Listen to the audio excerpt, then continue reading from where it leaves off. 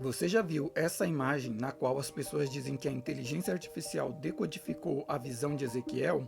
Mas e se eu te disser que o que ele viu na verdade foi algo como esta outra imagem aqui? Neste vídeo eu pretendo trazer algumas informações e uma maneira alternativa de pensar, mostrar algumas imagens que podem elucidar o que Ezequiel viu, e não parece ser algo bizarro. Acompanhe esse vídeo até o momento em que eu voltar a esta imagem para explicar detalhadamente 3 pontos dela que podem fazer você repensar tudo. Para começar a entender melhor o que essa passagem quer dizer, a gente precisa entender melhor o que são os anjos. A palavra anjo no hebraico é malar. Antes de analisarmos a visão propriamente dita de Ezequiel, precisamos entender melhor o conceito de anjo. Na Bíblia, anjo tem um conceito diferente do qual nós estamos acostumados. Nós, nos tempos de hoje, temos em mente um conceito de anjo que vem da cultura grega, o famoso cupido com asas, um ser humano com asas. Nem sempre na Bíblia foi assim. O conceito de anjo na Bíblia está mais ligado à sua função do que à sua aparência. Então precisamos desconstruir alguns dos nossos conceitos para entender melhor a passagem de Ezequiel. A imagem tradicional que vem à nossa mente quando falamos sobre anjos é uma iconografia greco-romana. Ela se difundiu no meio da religião e principalmente na arte cristã. Mas quando analisamos o texto na Bíblia hebraica, verificamos que eles são descritos de maneira mais ambígua e funcional. Nos textos sagrados, quando analisamos, percebemos que os anjos podem ser muito similares a nós ou até mesmo uma pessoa comum. A palavra hebraico para anjo é malar, que, como disse, significa mensageiro. Então, quando essa palavra aparece na Bíblia, ela não quer necessariamente dizer que é um ser alado, místico, etéreo. Ela quer dizer que é um mensageiro. Ela quer focar na ideia de um ser trazendo uma mensagem de Deus. Portanto, esse mensageiro pode ser até mesmo um ser humano, como aconteceu muitas vezes na Bíblia. Vamos ver algumas passagens. Em Gênesis 32, de 4 a 7, vemos a passagem em que Jacó manda seus servos para encontrarem Esaú, seu irmão. Nesse trecho, a palavra usada para os servos de Jacó é malachim, que significa literalmente mensageiros. Já na passagem de Josué 6,17, vemos que os espias que foram enviados para a cidade são ajudados por uma mulher chamada Raabe. Nas nossas versões bíblicas temos a palavra espia, mas no texto original a palavra que foi usada foi malachim, que significa mensageiros, ou aquilo que nós chamamos anjos. E só para ter mais um exemplo, vamos pegar a passagem de Malaquias 2,7, na qual o profeta fala a respeito dos deveres dos sacerdotes. Nessa passagem, ele diz que os sacerdotes são mensageiros de Deus, pois da palavra deles, da boca deles, saem as leis e o conhecimento que os homens buscam. Portanto, foi usado nesse trecho a palavra malar, anjo ou mensageiro, como nós já entendemos. Portanto, como vemos nessas passagens, os anjos não precisam ser necessariamente seres que vêm do céu, podem ser até mesmo um ser humano.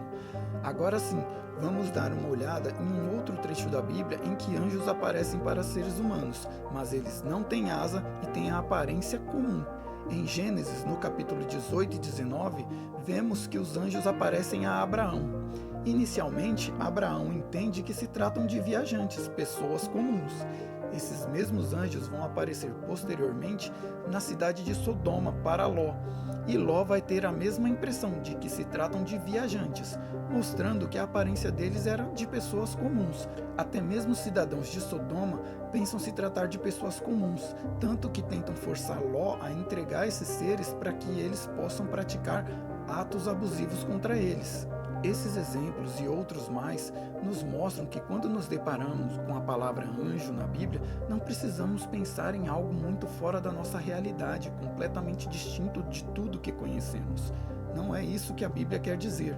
Para entender melhor a mensagem que se quer transmitir, precisamos tentar entender o ponto de vista do escritor, entender as ferramentas e a cultura da época que permitiam a ele transmitir a mensagem como ele transmitiu. Assim, entendendo todos esses pontos, podemos voltar à imagem do anjo de Ezequiel.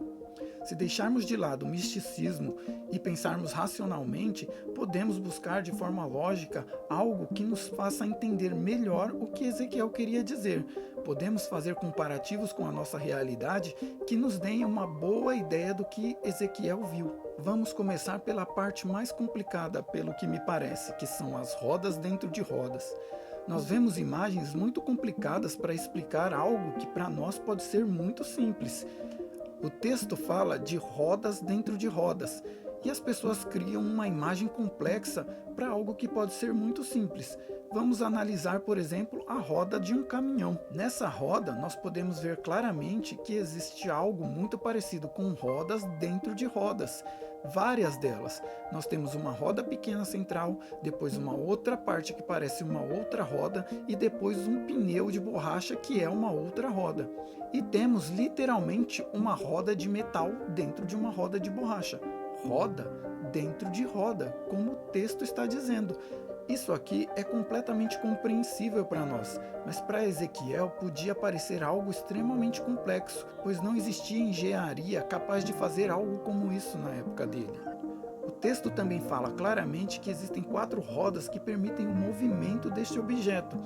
Veja, nós temos algo muito similar nos dias de hoje. O carro comum que a gente encontra por aí tem 4 rodas, e assim como no texto diz que havia uma roda junto a cada ser vivente, nós nos dias de hoje, observando um carro, percebemos claramente que uma roda está próximo de cada passageiro quando olhamos um carro em que existe 4 pessoas dentro. Cada passageiro está próximo a uma roda, exatamente como o texto diz. Mas alguns podem argumentar que o texto diz que as rodas tinham olhos, mas nós temos que lembrar que Ezequiel está tendo uma visão que ele não tem meios de explicar, ele usa aquilo que ele conhece para trazer a informação. Então ele diz algo que parece fogo, algo como fogo. Ele não está dizendo que é fogo necessariamente, é algo como. Ele está dizendo também semelhante a, com o aspecto de. Então ele está fazendo comparativos com a realidade que ele tem para poder explicar algo que está fora daquilo que ele conhece. Assim, os olhos que ele vê na roda talvez sejam parafusos, como este que você está vendo na roda aqui ao lado. E essa ideia não é absurda como alguns podem estar achando. Vamos fazer um comparativo e analisar estas imagens. Aqui temos a capa de um parafuso de uma roda de caminhão. Veja, ela poderia muito bem ser comparada com um olho deste cavalo. Se você acha que ainda não é o suficiente, vamos dar uma olhada numa outra imagem. Veja este parafuso. Ele pode muito bem representar o olho deste outro animal. Temos que lembrar que Ezequiel estava fazendo uso de analogias para poder representar algo que estava fora da realidade dele. Se ainda é necessário, vamos dar uma olhada em mais uma roda de caminhão. Veja como os parafusos delas parecem globos oculares, tendo inclusive algo que parece uma pupila, mas são parafusos de uma roda de caminhão. Você não precisa concordar comigo, mas tem que admitir que há algo pelo menos plausível a se considerar aqui.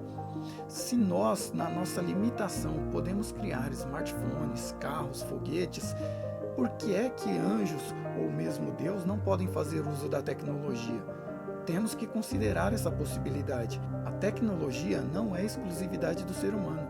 Não existe uma passagem bíblica que diga que a tecnologia só será usada pelos seres humanos, nem uma passagem que diga que os anjos estão proibidos de usá-la. Outro ponto interessante de analisarmos é a parte em que Ezequiel diz que cristal cobriam a cabeça dos passageiros e que algo como firmamento recobria suas cabeças. Isso me lembra muito a imagem de um para-brisa de um carro. O cristal que recobre a cabeça dos seres viventes pode ser como o vidro temperado do para-brisa de um carro, que recobre a cabeça dos passageiros. Também é dito que o firmamento estava sobre a cabeça dos seres viventes. Isso pode ser explicado pensando no para-brisa de um carro quando reflete os céus. Na Bíblia, o firmamento muitas vezes se refere aos céus, e quando olhamos para um carro, vemos a reflexão dos céus no seu para-brisa, como podemos analisar nessa imagem aqui. A pessoa que tirou essa foto pode muito bem ter captado aquilo que Ezequiel estava tentando descrever. Esses 3 pontos parecem ser as partes mais difíceis de entender dessa visão, por isso foquei neles, mas podemos analisar outras partes dessa passagem e encontrar paralelos.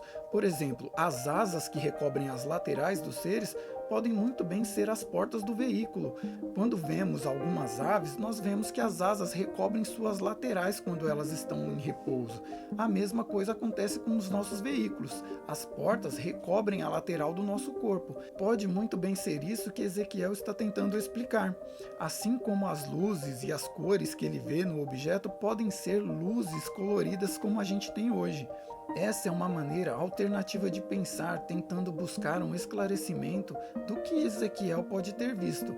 Não tenho como dizer para você exatamente o que Ezequiel viu, mas eu posso criar paralelos para entender parte dessa profecia. A imagem completa nunca teremos como saber, a menos que Deus a revele para cada um de nós. Mas podemos fazer analogias que nos permitam entender melhor o que ele quer dizer. E não me parece que ele queria descrever algo bizarro e completamente fora da nossa realidade. Me parece que ele está tentando descrever algo avançado, muito à frente do seu tempo. Não estou afirmando que sejam tecnologias ou viajantes do futuro que entraram em contato com Ezequiel, nem mesmo que sejam alienígenas, mas estou abrindo a possibilidade para que você pense de maneira alternativa, para que você consiga entender melhor o que estava acontecendo, para que você possa ter alternativas em suas reflexões. A ideia aqui é trazer uma maneira alternativa de pensar, é fazer você considerar aquilo que normalmente ninguém considera, fazer você pensar por si mesmo, entender as coisas de maneira mais lógica, usar o bom senso. O bom senso nunca foi proibido na Bíblia. Questionar nunca foi proibido na Bíblia. Temos que fazer uso da nossa razão para entender as mensagens que querem ser transmitidas. A Bíblia não exige de ninguém uma fé cega, ela exige a busca pelo conhecimento. Questionar faz parte de buscar o conhecimento, até mesmo das Escrituras. Podemos considerar, portanto, que os anjos podem sim fazer uso de tecnologias avançadas. Mas e você? O que você achou de tudo isso? Você concorda? Você discorda? Sua opinião é bem-vinda, mesmo que seja divergente da minha. Talvez até tenha uma hipótese que eu não considerei. Se for assim, compartilhe nos comentários os seus pensamentos e não deixe de se inscrever. Obrigado e até a próxima.